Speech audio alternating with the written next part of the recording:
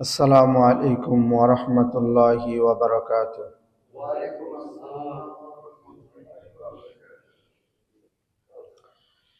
আলহামদুলিল্লাহি ওয়া কাফা ওয়া সালামুন আলা ইবাদিহিল্লাযীনা ইসতাফা।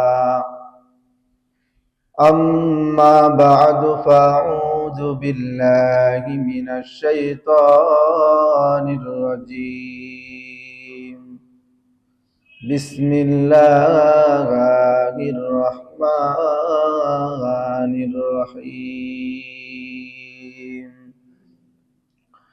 ولا تقولوا لمن يقتل في سبيل الله أموات بل أحياء ولكن لا تشعرون.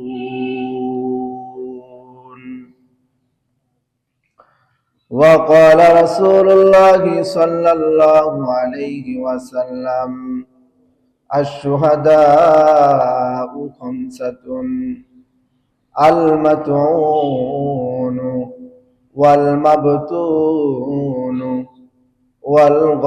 والغريق وصاحب الهدم وشهيد في سبيل الله، أو كما قال عليه الصلاة والسلام. اللهم صل على روح محمد في الأرواح، وصل على جسد محمد في الأجساد، وصل على قبر محمد في القبور. الحمد لله। আল্লাহ জাল্লা শানুর দরবারে অসংখ্য অগণিত শুকরিয়া, যে মহান সৃষ্টিকর্তা আমাদেরকে অত্যন্ত দয়া করে মায়া করে ভালোবেসে সপ্তাহের শ্রেষ্ঠ দিন জুমার দিন সমস্ত কাজ কর্ম থেকে ফারাগত দান করে শরীরকে সুস্থ রেখে শত শত মানুষের মধ্য থেকে পছন্দ করে বাছাই করে সর্বপ্রথম মসজিদে নিয়ে আসছেন। সেই মহান আলিশান দরবারে কালিমাতু শুকর আদায় করি, সকলে বলি আলহামদুলিল্লাহ। এবং সাথে সাথে দরুদ পাঠ করি আকায়ে নামদার তাজদারে মদিনা সরকারে দু জাহানের প্রতি, সকলে বলি সাল্লাল্লাহু আলাইহি ওয়াসাল্লাম। সম্মানিত সুধী, সম্মানিত মুসল্লিয়ানে কেরাম, গত সপ্তাহে আমরা আলোচনা করেছিলাম রজব মাসের করণীয় এবং বর্জনীয় সম্পর্কে। আজ কয়েকদিন ধরে এবং কয়েক সপ্তাহ ধরে চিন্তা করতেছি যে আল্লাহর রাস্তায় যারা শহীদ হয়, যারা নিজের জীবনকে বিলিয়ে দেয় ইনসাফ প্রতিষ্ঠিত করতে গিয়া, দিন প্রতিষ্ঠিত করতে গিয়া, আল্লাহর দিন আল্লাহর দুনিয়ায় কায়েম করতে গিয়া যারা শাহাদত বরণ করে, আল্লাহ তাআলার কাছে তাদের মর্যাদা এবং তাদের ফজিলতটা কি সে সম্পর্কে আলোচনা করব। অনেক দিন ধরে ভাবতেছি আজকে আল্লাহর রাস্তায় শহীদ হওয়ার মর্যাদা এবং ফজিলত সম্পর্কে আলোচনা করব। বিগত সপ্তাহে যেভাবে আলোচনাগুলা কোরআন হাদিস দেখার সুযোগ হয়, এই সপ্তাহে তেমন দেখার সুযোগ হয় নাই।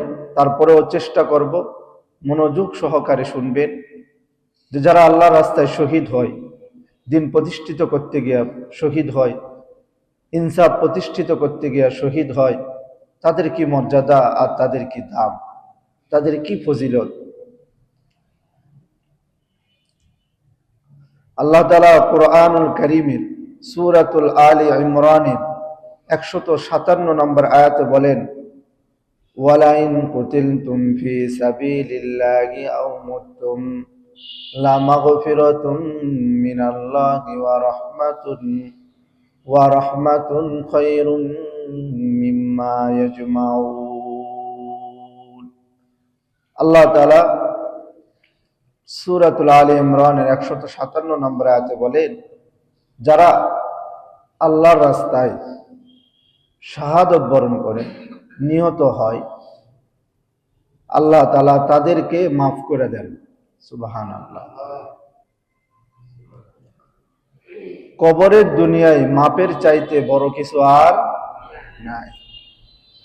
তো সে কথা আল্লাহ তাআলা বলতেছে, যারা আমার দ্বীন প্রতিষ্ঠিত করতে গিয়া, যারা ইসলাম প্রতিষ্ঠিত করতে গিয়া, যারা ইনসাফ প্রতিষ্ঠিত করতে গিয়া শাহাদত বরণ করে নিহত হয়, আল্লাহ তাআলা তাদেরকে মাফ করে দেন।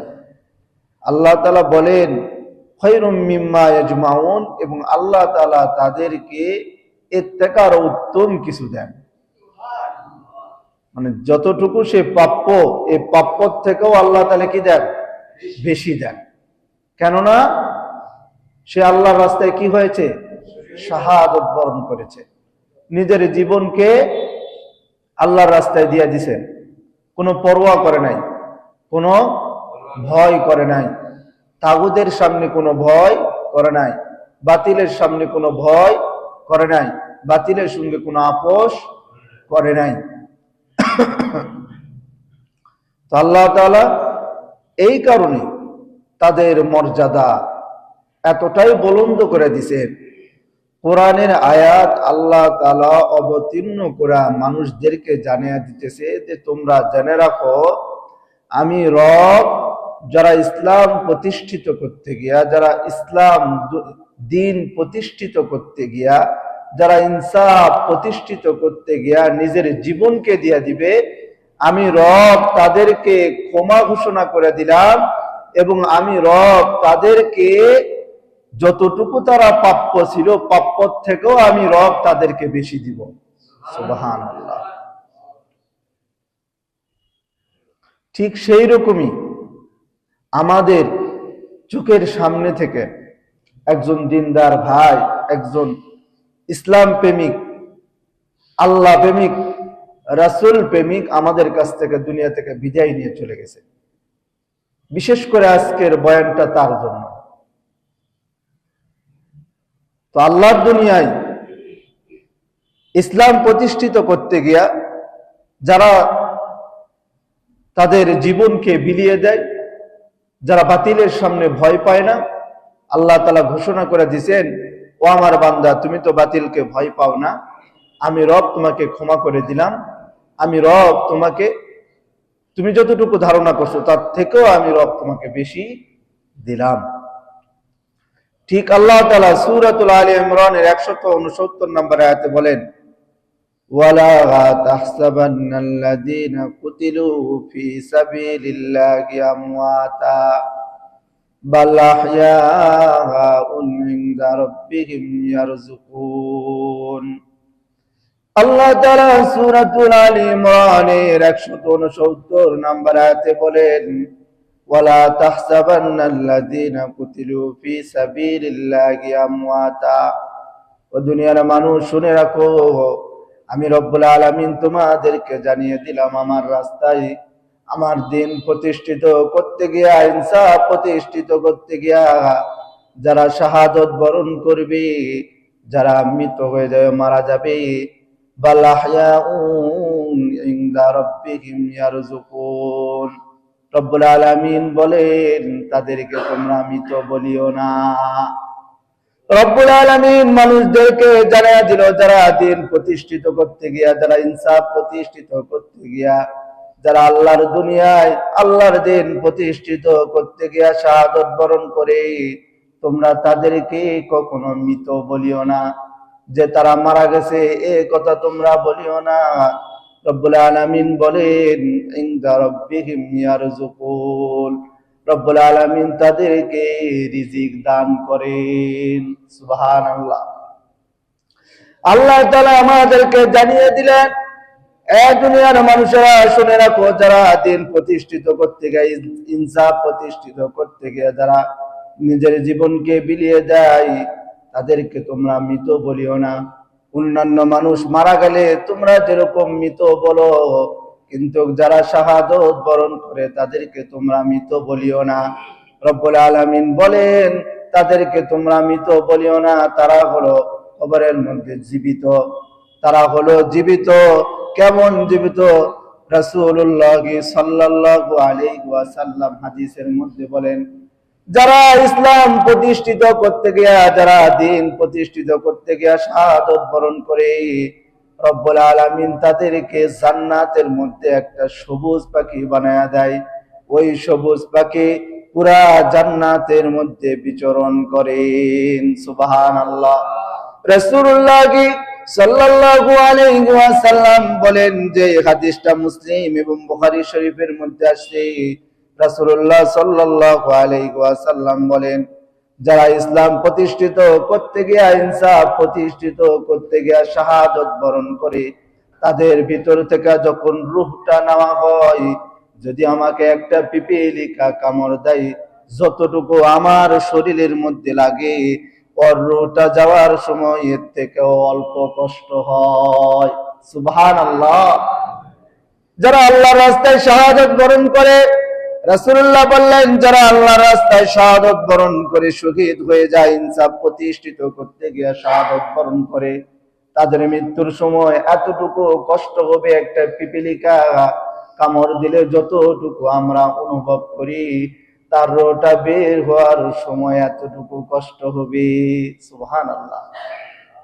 রাসূল জানায়া দিলেন, যারা ইনসাফ প্রতিষ্ঠিত করতে গিয়া, যারা আল্লাহর দুনিয়ায় আল্লাহর দ্বীন প্রতিষ্ঠিত করতে গিয়া শাহাদাত বরণ করবে, তাদের চুল পরিমাণও কষ্ট হবে না। এবং আল্লাহ তাআলা বলে দিয়েছে যে তাদেরকে রিজিক দেওয়া হয়। তারা যে দুনিয়া থেকে বিদায় নিয়ে চলে গেলেন, তাদেরকে আল্লাহ তাআলা কি দেন? রিজিক দেন। আল্লাহ তাআলা যারা শাহাদাত বরণ করছে, তাদেরকে আল্লাহ তাআলা জিজ্ঞাসা করছে যে তোমরা কি চাও? যারা ইসলাম প্রতিষ্ঠিত করতে গিয়া, ইনসাফ প্রতিষ্ঠিত করতে গিয়া শাহাদাত বরণ করছে, তাদেরকে আল্লাহ তাআলা পার্সোনালি জিজ্ঞাসা করছে যে তোমরা কি চাও?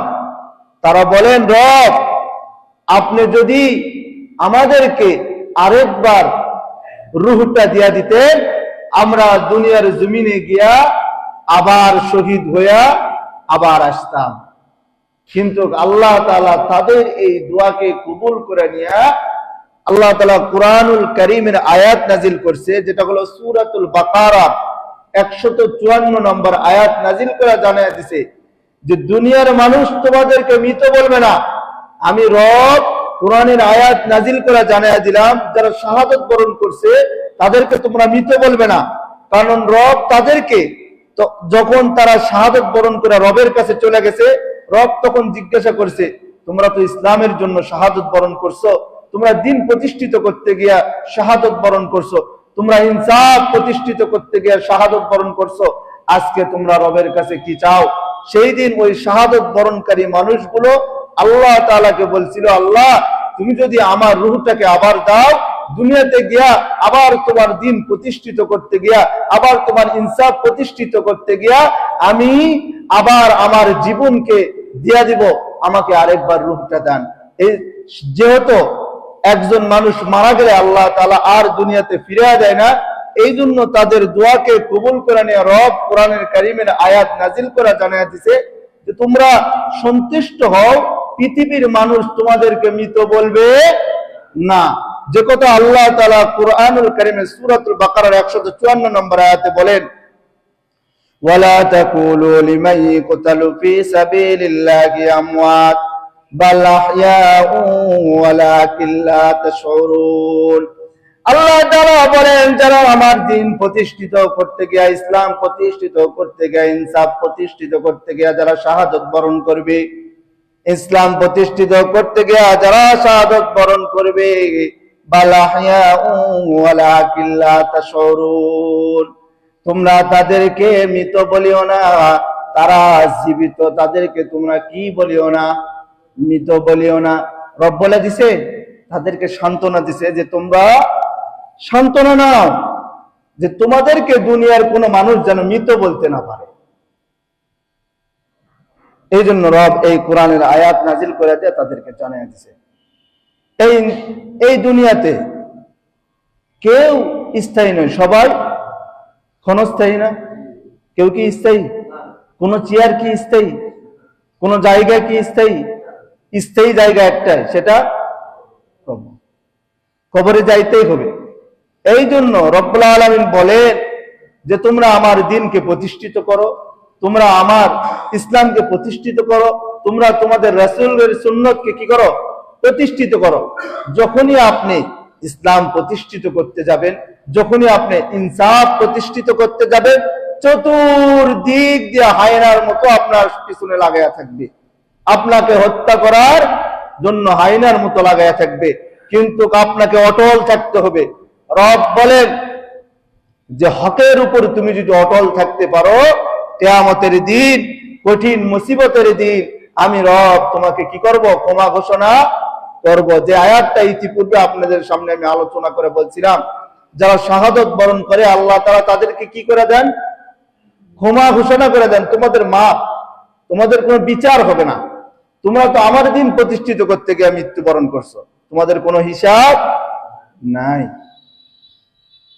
এই জন্য যারা ইসলাম প্রতিষ্ঠিত করতে যায়, যারা দিন প্রতিষ্ঠিত করতে যায়, যারা হক কথা বলে, যারা সত্য কথা বলে, যারা সত্যের উপর থাকে, তাদের উপর বিভিন্ন ধরনের বালা মুসিবত আসে।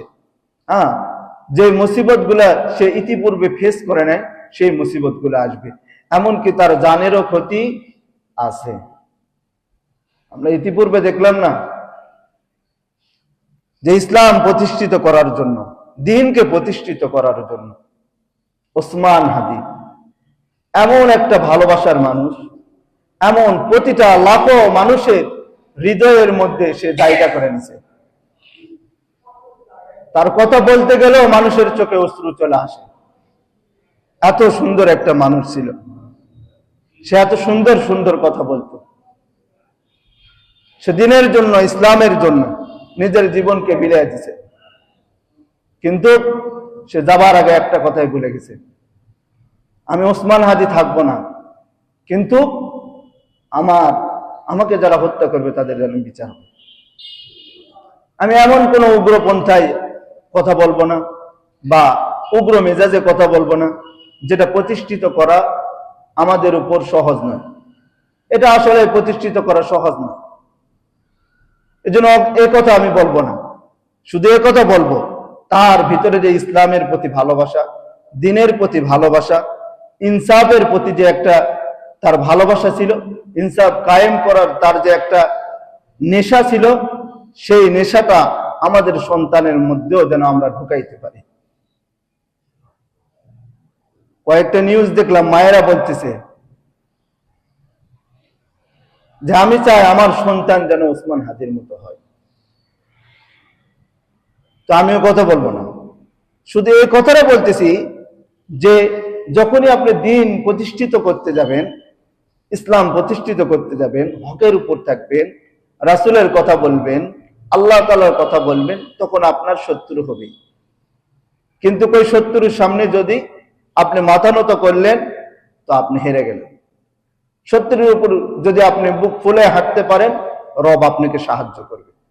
পুরা পৃথিবীর মানুষ যদি আপনার সাথে শত্রুতামি করে আর রব যদি আপনাকে ভালোবাসে, তাহলে কি পৃথিবীর মানুষ, সমস্ত মানুষগুলা মিলা কি আপনার ক্ষতি করতে পারবে? বলেন না, পারবে? আর রব যদি আপনাকে ধ্বংস করতে চায় আর পৃথিবীর সমস্ত মানুষগুলা যদি আপনাকে কি করে? আগলায় রাখতে চায়, পারবে? পারবে? কোশ্চিন কালেও সম্ভব? কোশ্চিন কালেও সম্ভব নয়। তো আসেন, রাসূল সাল্লাল্লাহু আলাইহি ওয়াসাল্লাম বুখারী এবং মুসলিম শরীফের হাদিসের মধ্যে বলেন যে শহীদ কয় প্রকার। যারা আল্লাহর রাস্তায় শহীদ হয়, আমরা তো জানি না শহীদ কয় প্রকার। রাসূল সাল্লাল্লাহু আলাইহি ওয়াসাল্লাম হাদিসের মধ্যে বলেন আশ-শুহাদাউ খামসাতুন, শহীদ 5 প্রকার, যে এই 5 ভাবে মৃত্যুবরণ করলে তাদেরকে আপনি শহীদ বলতে পারবেন। রাসূলুল্লাহ সাল্লাল্লাহু আলাইহি ওয়াসাল্লাম বলেন আল মাতউন, 1 নাম্বার আল মাতউন, মহামারীতে যারা মৃত্যুবরণ করে তারা হলো শহীদ। করোনার সময় মহামারী ছিল, এটা তো করোনা একটা মহামারী। এর আগে ডায়রিয়ার মহামারী ছিল। এগুলা মহামারীতে যারা মৃত্যুবরণ করে তাদেরকে আপনি শহীদ বলতে পারবেন। 2 নম্বর ওয়াল মাবতুনু, 2 নম্বর হলো পেটের ব্যথার কারণে। পেট ব্যথার কারণে যদি কোনো ব্যক্তি মৃত্যুবরণ করে সে শহীদ। যেরকম পেট ব্যথার কারণে অনেক সময় মায়েরা সন্তান দুনিয়াতে ভূমিষ্ঠ করতে গিয়ে কি হয়, মারা যায়, তখন তাদেরকে কি বলতে পারবেন আপনি, শহীদ বলতে পারবেন। 3 নম্বর আসেন ওয়াল গরিকু, পানিতে ডুবা যে ব্যক্তি মারা যায় তাকে আপনি কি বলতে পারবেন, শহীদ বলতে পারবেন। 4 নম্বর ওয়াসাহিবুল হাদামি, 4 নম্বর হলো ওয়াসাহিবুল হাদামি, দেওয়ালের নিচে চাপা পড়া যারা মারা যায়, যেরকম দেওয়ালের নিচে চাপা পড়া মারা যায়, গাড়ির নিচে চাপা পড়া মারা যায়, এদেরকে আপনি কি বলতে পারবেন, শহীদ বলতে পারবেন। 5 নম্বর ওয়াশহীদু ফি সাবিলিল্লাহ, যারা দিন প্রতিষ্ঠিত করতে গিয়া, যারা ইনসাফ প্রতিষ্ঠিত করতে গিয়া, যারা আল্লাহর দুনিয়ায় আল্লাহর দিন কায়েম করতে গিয়া যারা শাহাদত বরণ করে তাদেরকে আপনি কি বলতে পারবেন, শহীদ বলতে পারবেন। তাহলে শহীদ কয় প্রকার, 5 প্রকার। 1 নম্বর হলো যারা মহামারীতে মৃত্যুবরণ করে তারা শহীদ। 2 নম্বর হলো পেটে ব্যথার কারণে যারা মৃত্যুবরণ করে তারা শহীদ। 3 নম্বর হলো পানিতে ডুবে যারা মারা যায় তারা শহীদ। 4 নম্বর হলো দেওয়ালের নিচে গাড়ির নিচে চাপা পড়ে যারা মারা যায় তারা শহীদ। 5 নম্বর হলো যারা আল্লাহর রাস্তায় আল্লাহর দিন প্রতিষ্ঠিত করতে গিয়া শাহাদত বরণ করে তারা শহীদ। এই 5 প্রকার হলো শহীদ। এবং আরো একটা হাদিস বুখারী এবং মুসলিম শরীফের মধ্যে আল্লাহর রাসূল সাল্লাল্লাহু আলাইহি ওয়াসাল্লাম বলেন, আন আবি হুরায়রা রাদিয়াল্লাহু তাআলা আনহু قال মা তাউদ্দুনা শাহীদু ফীকুম। রাসূলুল্লাহ সাল্লাল্লাহু আলাইহি ওয়াসাল্লাম সাহাবায়ে কেরামদেরকে জিজ্ঞাসা করলেন, শহীদ রূপে তোমরা কাদেরকে গণ্য করো? রাসূল সাহাবায়ে কেরামদেরকে জিজ্ঞাসা করলেন যে শহীদ রূপে তোমরা কাদেরকে গণ্য করো? তখন সাহাবায়ে কেরাম রাদিয়াল্লাহু তাআলা আনহুম আল্লাহর রাসূলের উত্তর দিলেন, ক্বালু ইয়া রাসূলুল্লাহ সাল্লাল্লাহু আলাইহি ওয়াসাল্লাম মান কুতিলা ফি সাবিলিল্লাহি ফাহুয়া শাহীদুন। সাহাবায়ে কেরাম রাদিয়াল্লাহু তাআলা আনহুম রাসূলুল্লাহ সাল্লাল্লাহু আলাইহি ওয়াসাল্লামের প্রশ্নের জবাব দিলেন, ইয়া রাসূলুল্লাহ, ইয়া হাবিবাল্লাহ, যারা দিন প্রতিষ্ঠিত করতে গিয়া শাহাদাত বরণ করে তাদেরকে আমরা শহীদ বলি।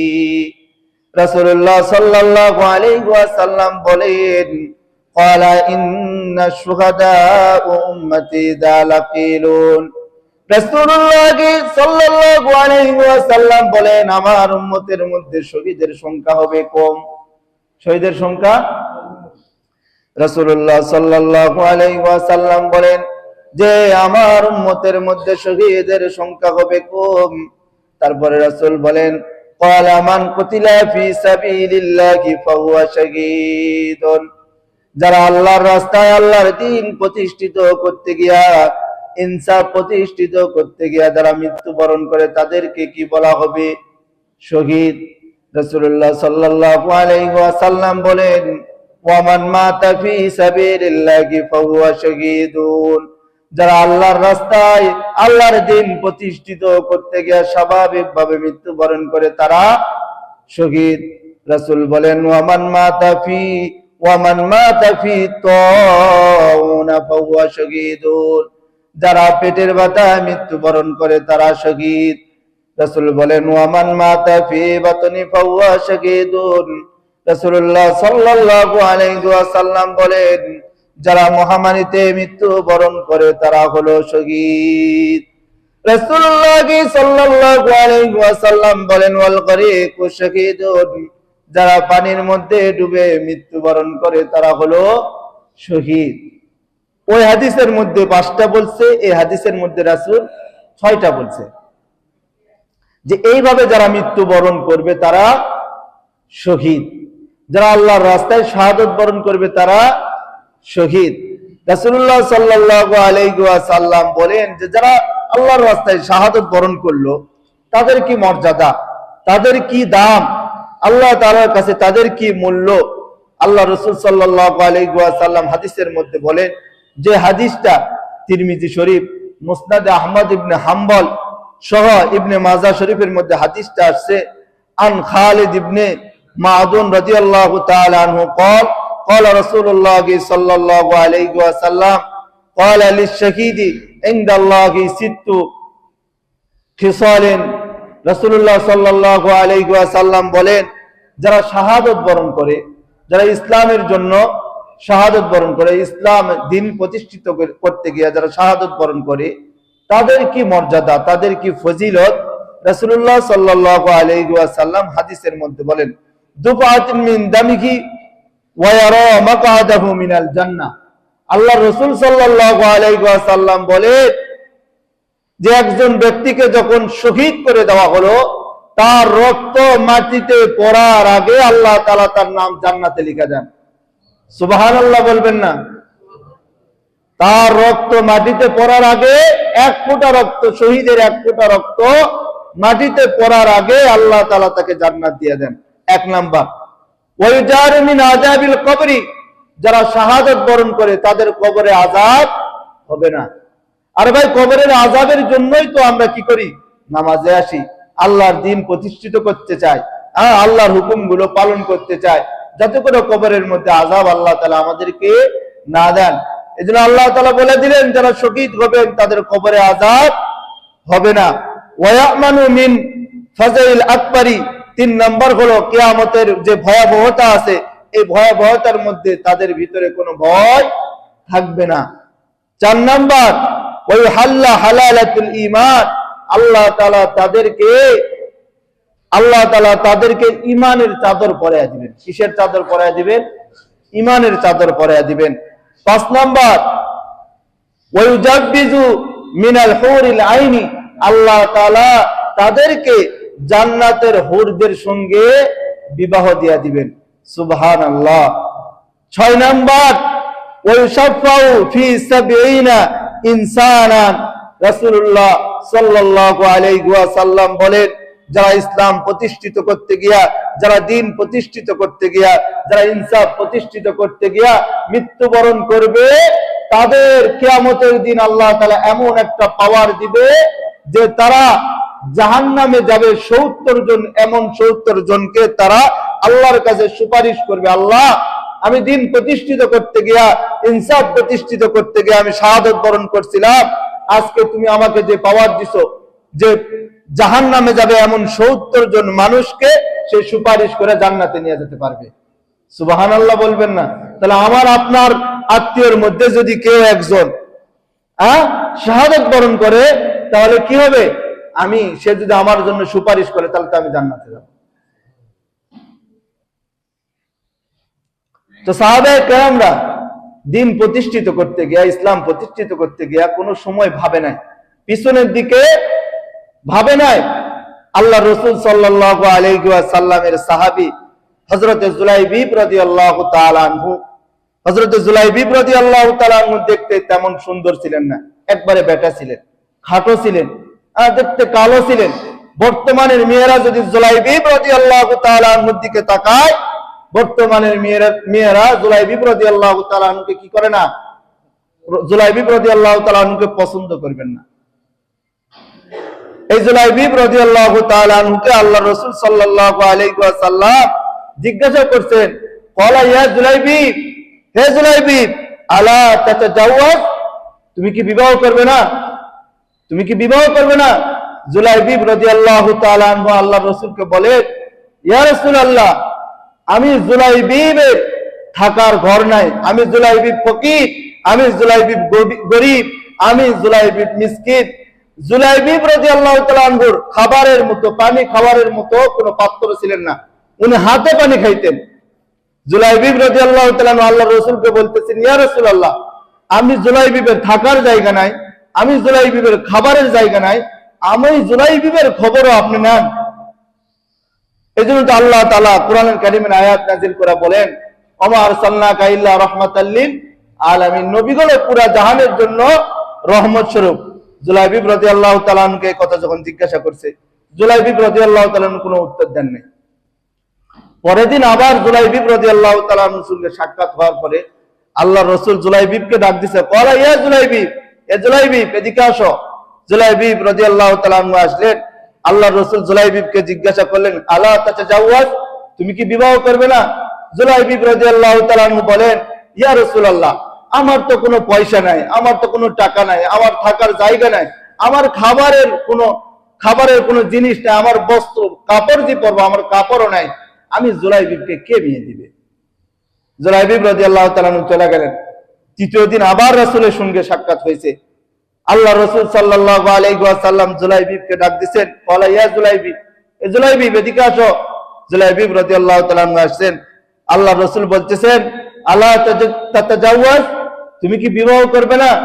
জুলাইবিব বলেন, আমাকে তো কেউ বিবাহ দিবে না ইয়া রাসূলুল্লাহ, আমি দেখতে কালো, আমি দেখতে সুন্দর না, আমার থাকার জায়গা নাই, আমার বাসস্থান নাই, আমার খাবারের কোনো জিনিস নাই, আমি জুলাইবিবকে কে বিয়ে করবে? আল্লাহ রাসূল সাল্লাল্লাহু আলাইহি ওয়াসাল্লাম একটা পত্র লেখা দিলেন। পত্র লেখা দিয়া বললেন যে এই পত্রটা তুমি নিয়ে যাও আবু আইয়ুব আনসারী রাদিয়াল্লাহু তাআলা আনহুর কাছে, তুমি এই পত্রটা নিয়ে যাও। মদিনার মধ্যে যাকে বলা হয় হুরে মদিনা, পুরা মদিনার মধ্যে সবচাইতে যিনি সুন্দরী ছিলেন, তার পিতার কাছে আল্লাহর রাসূল একটা পত্র লিখলেন যে আবু আইয়ুব আনসারী, তুমি জুলাইবিবের সঙ্গে তোমার সুন্দরী মেয়েটাকে বিবাহ দাও। পত্রটা নিলেন। নেওয়ার পরে জুলাইবিবের অন্তরে অনেক খুশি লাগতেছে যে আমি জুলাইবিবের বিবাহ হবে। আমি জানতাম জুলাইবিবের কোনো সময় বিবাহ হবে না, জুলাইবিবের কোনো সময় স্ত্রী হবে না, কারণ জুলাইবিব দেখতে খাটো, জুলাইবিব দেখতে কালো, জুলাইবিবের কোনো থাকার স্থান নাই, আমি জুলাইবিবের কোনোদিন স্ত্রী হবে না। হযরত জুলাইবিব রাদিয়াল্লাহু তাআলা আনহু আবু আইয়ুব আনসারী রাদিয়াল্লাহু তাআলা আনহু ঘরের কাছে গেলেন। ঘরের কাছে যাওয়ার পরে যখন লক করলেন, ঘরটা যখন খুললেন, আবু আইয়ুব আনসারীর হাতে পত্রটা উঠায় দিলেন। উঠায় দেওয়ার আগে হযরত জুলাইবিব রাদিয়াল্লাহু তাআলা আনহু চিন্তা করতেছেন, আমি মৌখিক বলবো না পত্র দিব? আমি যদি মৌখিক বলি, আমি জুলাইবিবকে একেবারে কি করে দিবে, নাকচ করে দিবে। পত্রটা হাতে উঠায় দিলেন। পত্রটা যখন হাতে উঠায় দিলেন, আবু আইয়ুব আনসারী রাদিয়াল্লাহু তাআলা আনহু একবার পত্রের দিকে দেখে, একবার পাত্রের দিকে দেখে, একবার পত্রের দিকে দেখে, একবার পাত্রের দিকে দেখে। যে পত্রটা লিখছে রাসূল সাল্লাল্লাহু আলাইহি ওয়াসাল্লাম, দুনো জাহানের বাদশা যিনি, তিনি লিখছেন যে আমার মেয়ের সঙ্গে জুলাইবিবের বিবাহ দেওয়ার জন্য।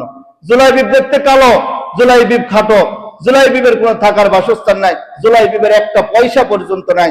সেই জুলাইবিবকে পুরা মদিনার মধ্যে যিনি সুন্দরী আমার মেয়েকে বিবাহ দিতে হবে। একবার পাত্রের দিকে দেখে, একবার পত্রের দিকে দেখে। যখন এটা দেখলেন, হযরত আবু আইয়ুব আনসারী রাদিয়াল্লাহু তাআলা ঘরের মধ্যে গেলেন। যাওয়ার পরে স্ত্রীকে বলতেছেন, এই যে দেখো আল্লাহর রাসূল আমার ঘরে পত্র পাঠাইছে জুলাইবিবের সঙ্গে আমাদের মেয়েকে বিবাহ দেওয়ার জন্য।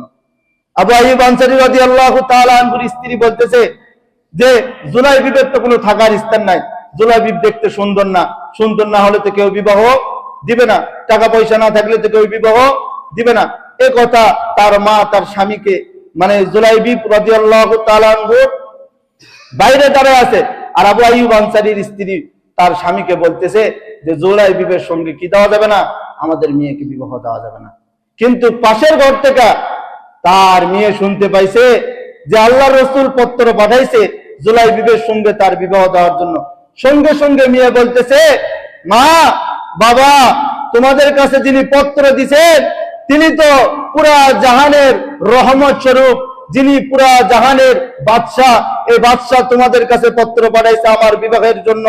আমি জানি যে নিশ্চয় এর মধ্যে আমার কোনো ভালাই আছে, তুমি তাকে ফেরত দিও না, আমি রাজি আছি, তাহলে তোমরা সেখানে কি করবে? তখন ওই আবু আইয়ুব আনসারী রাদিয়াল্লাহু তাআলা আনহুর স্ত্রী এবং আবু আইয়ুব আনসারী বললেন যে আমরা রাজি আছি। আবু আইয়ুব আনসারীর কথাটা যখন জুলাইবিব রাদিয়াল্লাহু তাআলা আনহু শুনলেন, শোনার পরে আল্লাহর রাসূলকে বললেন, ইয়া রাসূলুল্লাহ, তারা তো রাজি হয়ে গেছে, এখন আমি জুলাইবিবের যে বিবাহ করব, আমার কাছে কোনো টাকা নাই, পয়সা নাই, আমি কিভাবে বিবাহের বাজার করব?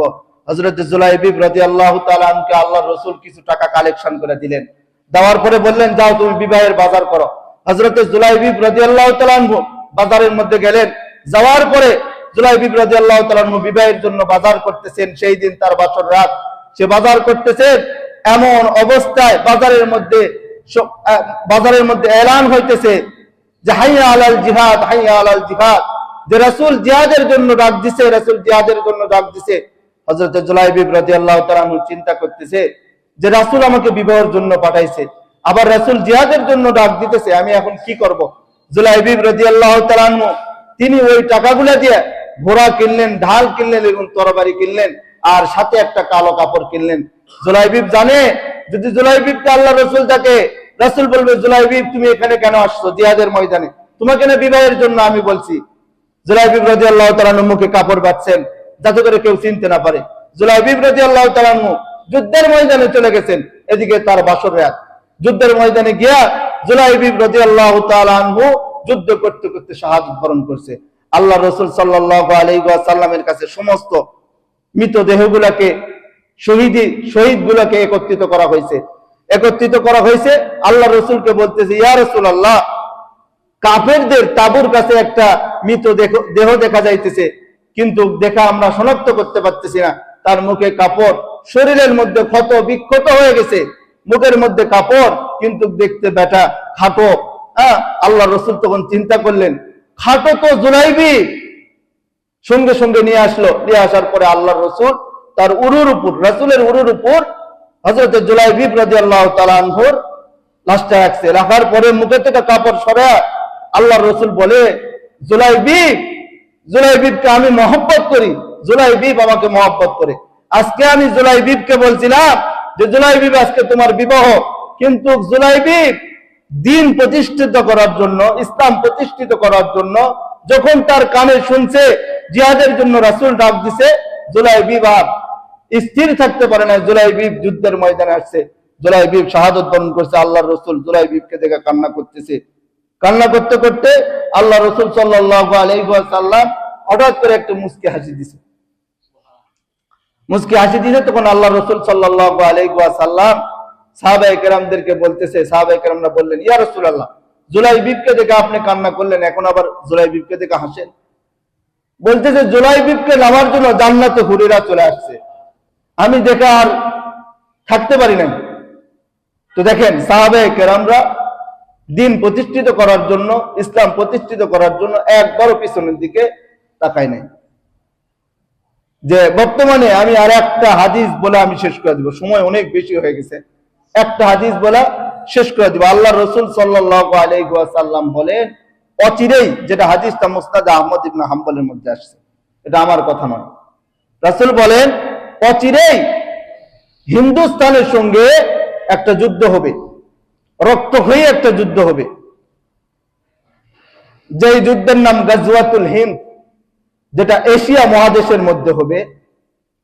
মুসলমানদের সঙ্গে হিন্দুদের যুদ্ধ হবে।